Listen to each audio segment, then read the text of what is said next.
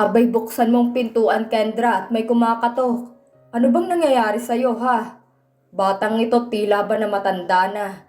Ani naman ang aking ama. Tumayo ang aking ama at lumapit sa pintuan. Bigla ko siyang pinigilan sa kanyang kamay upang huwag niyang buksan ang pintuan, pero inalis niya lamang ang pagkakahawak ko sa kanyang kamay. Abay, batang to, bakit mo ba ako pinipigilan, ha? Baka mamaya ay si Francis yan. Ani ng aking ama, tuluyan na niyang binuksan ang pintuan. Magandang umaga ho. Pasensya na po sa abala. May ipinapabigay lang pong pinsan ko sa inyong anak. Ani ng isang baritonong tinig. Ngunit hindi ito boses ni Russell dahil kilalang kilala ko ang boses niya. Hindi ko alam pero para akong nakaramdam ng kung anong katuwaan ang marinig kong sinabi niya na may pinapabigay daw sa akin si Russell. Siguro ay bulaklak ito na may kasamang chocolate o kaya naman ay isang malaking teddy bear. Baka naman pagkain. Baka in-order niya ako ng pagkain sa isang sikat na restaurant. Hindi maalis-alis ang ngiti ko dahil aaminin kong kinikilig ako. Napatingin ako sa aking ama na hindi naman kaagad nakapagsalita dahil alam kong nakikilala niya kung sino ang taong nasa harapan namin. Napalingon siya sa amin ng aking ina at nakikita ko sa mga mata ng aking amang matinding pag-aalala. Miss Kendra, you forgot to take your broom and dustpan with you. My cousin suggested I bring it to you because it might get misplaced. Ani niya at iniabot sa akin ang naiwan kong walis at dustpan. Napangisi naman ako na halos litaw na ang lahat ng aking ngipin. Hindi ko kasi alam kung ngingiti ba ako o ngingiwi dahil ibang inaasahan ko na iaabot niya sa akin. Ang ngiti sa aking labi ay unti-unting naglalaho. Pakiramdam ko'y napahiya ako sa aking sarili dahil kung ano-ano pa naman ang pumapasok sa aking isipan. Akala ko'y peace offering ang ipinabibigay ni Russell. Yung pala yung naiwan kong walis at dustpan. Hindi ko naman kasi namalaya na tumakbo na lang pala ako at iniwanan ko ang mga gamit ko. Kasi naman nakita ko si Russell na papalapit sa kinaroroonan namin. Kaya nataranta na ako. Salamat. Hindi ka na sana nagpagod pa. Pwede ko namang balikan ng mga ito mamaya. Pero salamat. Ani ko na hindi makatingin. Kakainis. Akala ko talaga kung anong ipinabibigay sa akin ni Russell. Okay lang. Sige at hinihintay na nila ako. Wika niya. Matapos niya magpaalam ay mabilis kong isinara ang pintuan. Nakatitig lamang sa akin ang aking mga magulang na may pag-aalala. Kinakabahan ako ngayong nasa malapit lamang ang mga Henderson. Hindi mo anak alam kung ano ang mga kakayahan ng magpipinsan na yan. Natatakot ako na baka isang araw wala na tayong tutulugan pa dahil napalayas na tayong lahat dito. Ani ng aking ama. Lumapit naman sa amin ang aking ina. At kita din sa kanyang mukha ang matinding pangamba at pag-aalala. Kahit saan tayo magtago ay mahanap at mahanap nila tayo. Hindi mahirap para sa kanila na matagpuan tayo kahit umalis tayo ngayon dito. Ani ng aking ama. Ano kaya ang pinaplano nila laban sa atin? Natatakot ako, honey, na baka pinagpaplanuhan na nila tayo. Naiiyak na ani ng aking ina. Hindi naman ako kumikibo dahil kahit ako'y napapaisip kung bakit sila nandirito. Bakit binili ni Russell ang abandonadong mansyon sa tapat? At ngayon ay dyan pa siya naninirahan kasama ang kanyang mga pinsan. Ano ba talagang plano niya? Hindi naman po siguro nila tayo pakikialaman. Wala naman po tayong ginagawang masama sa kanila. Simple na lang po tayong namumuhay dito. Kaya wala akong nakikitang dahilan upang gumawa sila ng hakbang laban sa atin. Ani ko. Kasi kung may plano sila, sana inumpisahan na nila. Baka nagkataon lang na nagustuhan nilang property sa tapat. Ma'am, ano po bang iluluto natin para sa tanghalian? Ani ko para maiba na ang usapan. Ayoko na mag-alala pa ang aking mga magulang. May nilinis akong isda, anak. Balak ko sanang gataan, kaya lang hindi ko alam kung gusto mo ba na ipirito na lang ito. Ani niya. Napangiti naman ako, tiningnan ko kung anong klaseng isda ito. Sige ma'am, ako nang magluluto nito. Igagata ko na lang, total paborito naman ni daddy ang ginataang tulingan. Napangiti naman ang aking ina at nilapitan niya ako upang tulungan sa pagluluto. Hindi mawala sa isip kong mga titig sa akin kanina ni Russell. Nakakapanlambot ng tuhod ang mga tingin na ibinibigay niya sa akin kanina. Lalo na nang makita ko na palapit siya sa amin ng pinsan niya. Sobrang gwapo pa rin niya. Actually, mas lalo pa siyang gumwapo ngayon. Napakalaki na ng ipinagbago niya. Malayo na siya sa Russell na nakilala ko noon. Gayon pa man ay hindi pa rin nagbabago ang damdamin ko para sa kanya. Russell, wala sa loob kong bulong sa aking sarili habang hawak kong bracelet na binili niya para sa akin. Anak, kalimutan mo na siya. Galit na lamang ang meron ng mga Henderson sa atin. Ani ng aking ina. Niyakap ko ang aking ina. Umiiyak ako dahil pakiramdam ko ay mababaliw na ako. Mahal na mahal ko pa rin po siya. Pero wag po kayong mag-alala. Hindi na naman po ako umaasa pa na mamahalin din niya ulit. Ani ko't niyakap na ako ng mahigpit ng aking ina. O siya, tapusin mo na yan. At nang makapunta na kayo ni Amber sa mall, wag mong kalilimutan yung pinapabili ko sa'yo. Kahit isang piraso lang para hindi laging sumasakit ang ulo ng ama mo. Alam mo naman yan. Kapag matigas ang unan ay talagang sinasakitan ng ulo kapag bagong gising. Ani ng aking ina. Huwag kayong mag-alala, Mami. Dahil pinag-ipunan ko po talagang maibili kayo ni Daddy ng mamahaling unan. May nakita na po si Amber. Sabi niya naka-sale siya ngayon. Kaya nga po after lunch ay aalis na kami at baka maubusan pa ako ng unan. Ani ko't isang ngiti ang sumilay sa labi ng aking ina. Pakaswerte talaga namin sa'yo, anak. Mahal na mahal ka namin ng daddy mo. Ani niya. Ano bang kadramahan ang ginagawa niyong mag-ina dyan, ha? Magluto na kayo at ako'y nagugutom na. Natatawang ani ng aking ama, kaya natawa na rin kami ni Mami at sinimulan na nga namin ang pagluluto. Hindi ba tayo iinom? Wika ni Rag kay Russell. May hawak itong bote ng imported na alak at iwinawagayway pa sa ere. Pumunta na lang muna tayo ng mall dahil may bibilihin ako. Isa pa kanina pa ako kinukulit ni Samantha dahil nasa opisina ko siya sa top floor ng mall. Nakakainis ang babaeng yun dahil tapos na ang lahat sa amin pero napakakulit pa rin. Ani ni Russell. Natawa naman ng mga pinsan niya. Nilapitan siya ni David at inabutan ng isang kupitan na sinalina nito ng alak. Uminom ka muna, after niyan ay aalis na tayo. Doon na rin tayo kumain dahil kanina pa tayo walang kinakain dito. Panay na lamang kwek-kwek ang pinapakain mo sa amin. Minsan nakakainis ka na. Kung gusto mong mapalapit sa kanya, gawin mo ang sinabi namin sa'yo.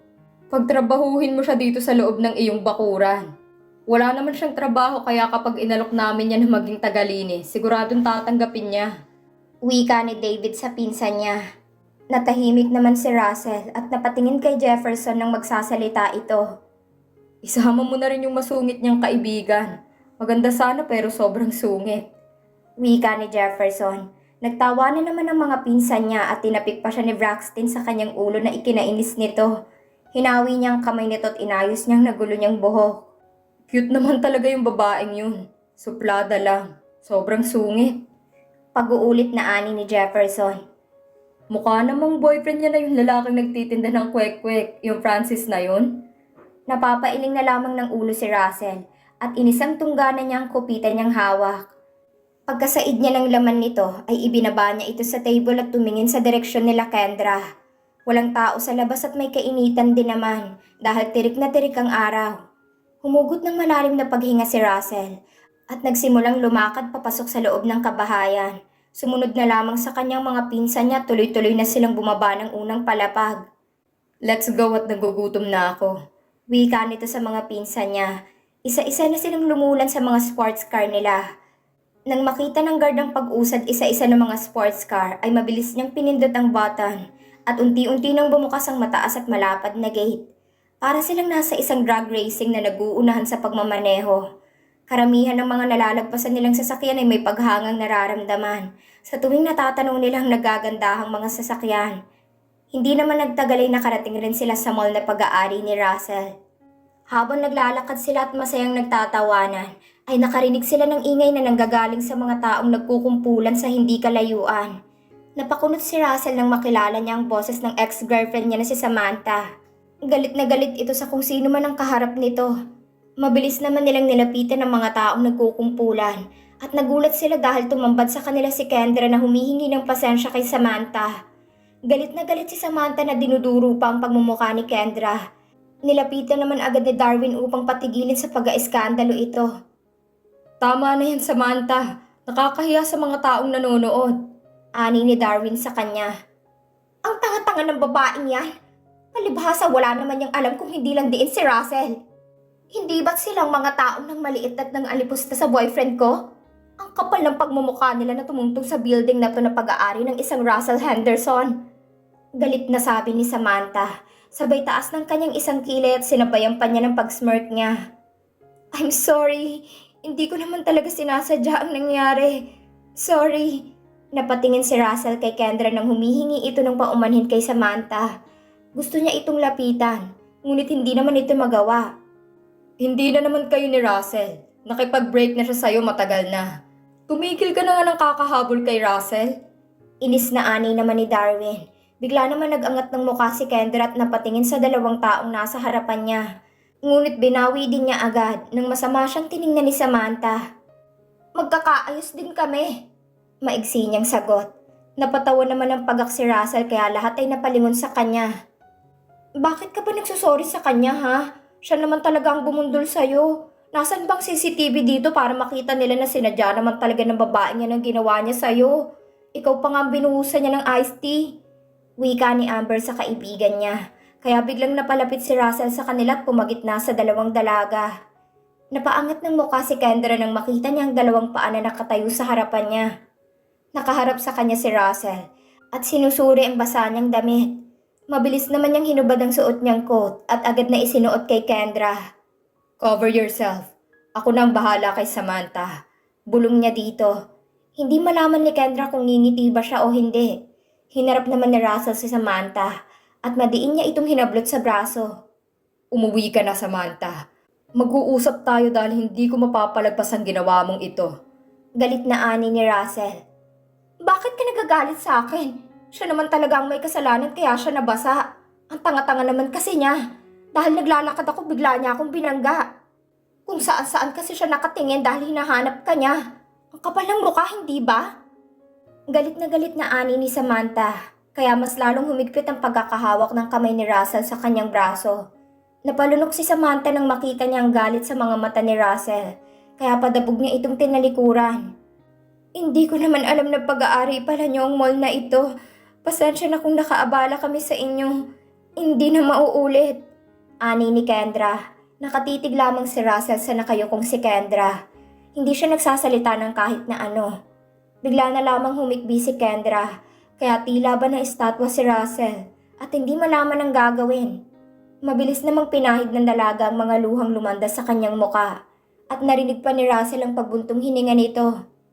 Okay ka lang ba, BFF? Tara na, umuwi na tayo dahil pumangit biglang tanawin sa lugar na ito. Sa susunod na lang natin bilhan ng mga magulang mo ng magandang unan. Kapag sumakit ang ulo nila, bigyan ko na lang ng gamot. Ayoko na dito ang pangit na mga nakikita ko. Mataray na sabi ni Amber at binigyan ng isang matalim na tingin si Jefferson. Hi, Miss Beautiful. Ani naman ni Jefferson kay Amber na hindi alintana ang mga sinabi ng dalaga. Inirapan naman ni Amber ang binata at kumapit ito sa braso ni Francis na ikinalaki naman ng ngiti nito. Hindi na kumibo pa si Jefferson. Nakangisi lamang siya habang pinagmamasdan ng katarayan ng kaibigan ni Kendra. Natutuwa talaga siya sa kasungitan ng dalaga. Nagiging challenge sa kanyang babaeng kaharap niya. Kilala si Jefferson na isang palikero. Lahat ng matipuhan niya ay kusang bumubukaka sa kanya pero iba si Amber. Hindi niya magawang mapaamo ang dalaga. I like you, Miss Beautiful. I really do. Ani ni Jefferson. Sa inis ni Amber ay tinabig niya si Jefferson. Kinuha niya ang kamay ni Kendra na nakayuko pa rin at hinila niya na ito paalis. Si Russell naman ay tila ba biglang natauhan nang ma-realize niya na wala na pala sa harapan niya ang dalaga. Napatingin siya sa mga pinsan niyang may ngising nakakaloko. Gawin mo na kasing sinasabi namin sa'yo. Tapos, gapahangin mo sa gabi. Pangaasar sa kanya ni Darwin. Napapailing na lamang siya at tinanaw na lamang niya sila Kendra na naglalakad palayo.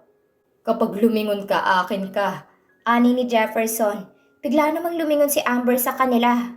Kaya isang malaking ngisi ang pinakawalan niya. Inakbayan naman siya ni David at naglakad na rin sila patungo sa restaurant na pag-aari nila. Halos maghapon silang naglibot sa mall. Inasikaso din ni Russell ang ilang problema sa mall kaya natagalan sila. May mga bagay din siyang pinababago katulad ng ADS na nakakabit sa wall sa labas ng mall. Umuwi na tayo, baka may nagtitinda na ng kwek-kwek. Ani ni Russell. Nagkatinginan naman ng magpipinsan at tinaasan ng kilay si Russell. Kwek-kwek na naman? Hindi ka ba nagsasawa sa lintik na kwek-kwek na yan, ha? Purgang-purga na ako sa kwek-kwek na yan. Napatingin naman si Russell sa naiinis niyang pinsan na si Braxton, na dinutdut pang lalamunan at umaacting na nasusuka na. Kapag hindi kayo bumili ng kwek-kwek mamaya, hindi ko aaprubahan ng negosyong gusto nyo. Wika ni Russell na ikinatahimik nila. Hinila naman agad ni Darwin ang braso ng pinsan niya, habang si Jefferson ay tinutulak pa ito sa likuran. Bilisan mo, ang bagal mo. Wika nila. Tawa naman ang tawa si David sa mga pinsan niya at tinapik pa si Russell sa balikat nito. Pagkarating nila ay sunod-sunod na busina ang ginawa nila, hanggang sa bumukas ng malapad na gate. Nagtaka naman si Russell dahil walang nagtitinda ng kahit na ano sa harapan nila. Pagkaparada niya ng kanyang sasakyan sa malawak na garahe, ay halos takbuhin na niya ang paakyat sa rooftop ng kanyang mansyon. Sumilip si Russell sa tapat pero tahimik lamang dito. Hindi katulad ng mga nakaraang araw na usually ay may mga taong nakatambay sa ilalim ng malaking puno. Kahit tapos na silang magtinda, ay tumatambay naman sila sa ilalim ng puno at nagkwekwentuhan. Pero iba ngayon, dahil isa man sa kanila hindi niya nakikita.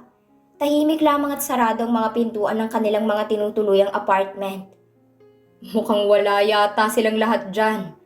Wika ni David na nakatingin na din sa tapat. Jefferson, alamin mo nga kung bakit wala yatang katao-tao sa tapat. Utos ni Russell. Mabilis namang sumunod si Jefferson at hinintay nila hanggang sa makita nila na kumakatok na ang pinsan nila sa bahay nila Amber. Napakunot ang noon ni Russell dahil walang nagbubukas ng pintuan. Sunod namang kinatok ni Jefferson ang apartment nila Kendra. Pero katulad sa kabilang pinto ang apartment ay wala ding nagbubukas nito.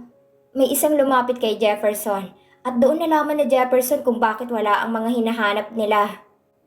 Umalis sila 30 minutes ago pa lang.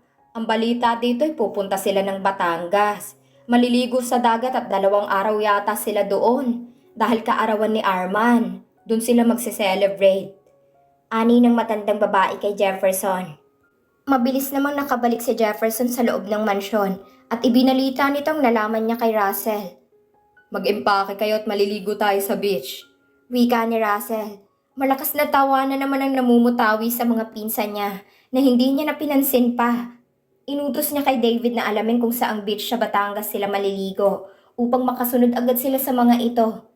Hindi mahirap para sa kanilang alamin kung saan tutungong mga ito dahil isa silang mga Henderson.